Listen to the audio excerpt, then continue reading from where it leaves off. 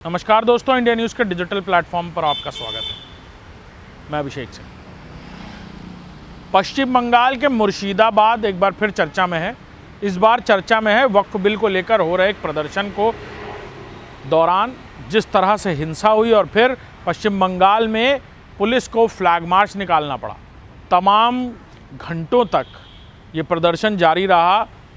आपको बताएं कि अब ये पूरा मामला चर्चा का विषय बना हुआ है और एक तरफ भारतीय जनता पार्टी जहां ममता सरकार को इस मुद्दे पर घेरने की कोशिश कर रही है, वहीं पहला मौका है जब पुलिस खुद इनसाइड स्टोरी बता रही है। हालांकि मुर्शिदाबाद पहले भी चर्चा में रहा। जब इसी वक्फ बिल कानून को लेकर चर्चा हो रही थी, उस वक्त भी मुर्शिदाबाद में ही इस तरह का प्रदर्शन हुआ और उसमें भी इसी तरह का बवाल हुआ। अब ये मौका है जब वक्फ बिल पास हो चुका है और कल जुमे की नमाज के बाद मुर्शिदाबाद में, पूरे देश में कई जगह पर इसी तरह अलर्ट था, मुर्शिदाबाद में एक प्रदर्शन शुरू हुआ। शुरुआती दौर में प्रदर्शन शांतिपूर्ण लग रहा था, देश में कई जगह प्रदर्शन हुए, लेकिन पश्चिम बंगाल के मुर्शिदाबाद में शुरुआती दौर में इस प्रदर्शन की बात अगर करें तो लोग सड़कों पर उतरे, उनके हाथ में बैनर पोस्टर थे और राष्ट्रीय राजमार्ग 12 को एक तरफ से रोक दिया गया, यानी ब्लॉक कर दिया गया, रास्ता अवरुद्ध कर दिया गया। यहाँ तक भी बात ठीक थी।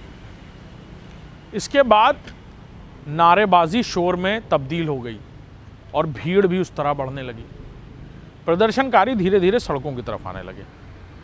वहीं पास से गुजर रही एक पुलिस वैन जब आगे बढ़ रही थी, उस दौरान अचानक से भीड़ से ही कुछ लोगों ने निकलकर वैन पर पत्थर फेंकना शुरू कर दिया। इस पत्थरबाजी के चलते वैन में जो पुलिसकर्मी मौजूद थे, उन्होंने रिटेलिएट करने की कोशिश की, लेकिन इस कदर पत्थरबाजी हुई कि उनमें से कुछ लोग घायल हो गए। ये देखकर पीछे मौजूद पुलिस पार्टी को आगे आना पड़ा और फिर उन्होंने शील्ड्स की वजह से अपना बचाव किया, शील्ड्स के ज़रिए अपना बचाव किया।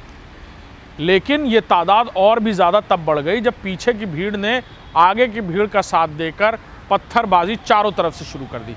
पूरे इलाके में सड़कों पर तमाम पत्थर ही पत्थर। पुलिस ने बल प्रयोग किया, भीड़ को शांत किया और तीनों तरफ से पूरी भीड़ को घेरने की कोशिश की, बैरिकेड्स लगाए और भीड़ में जो प्रदर्शन कर रहे लोग उग्र होकर पत्थरबाजी करने लगे, उन्हें शुरुआती दौर में संभालने की कोशिश की और फिर कुछ बल प्रयोग किया ताकि भीड़ शांत हो जाए।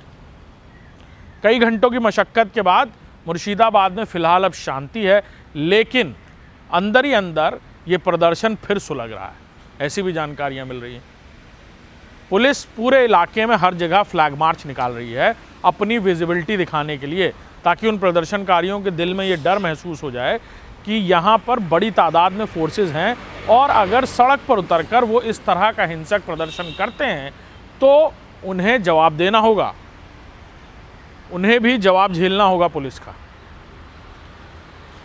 लिहाजा मुर्शिदाबाद को लेकर अब फिलहाल स्थितियाँ पुलिस संभालने की कोशिश कर रही है, लेकिन ये उम्मीद की जा रही है कि ये प्रदर्शन कभी भी फिर से हिंसक रूप ले सकता है।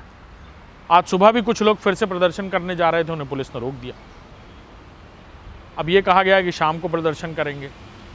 कल भी इसी तरह प्रदर्शन शांतिपूर्ण तरीके से शुरू हुआ, लेकिन अचानक से उसने हिंसक रूप ले लिया।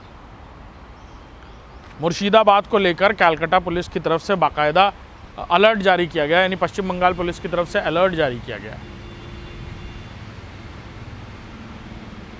वहीं ममता बनर्जी को लेकर ये बात कही जा रही है, भारतीय जनता पार्टी और तमाम राजनीतिक दल कह रहे हैं कि मुर्शिदाबाद पहले भी इसी तरह की हिंसा की वजह से चर्चा में आया और जब ये जानकारी थी कि वहाँ पर जुमे की नमाज के बाद इस तरह की हिंसा हो सकती है, तो ये प्रिकॉशनरी स्टेप पहले से लिए जाने चाहिए थे।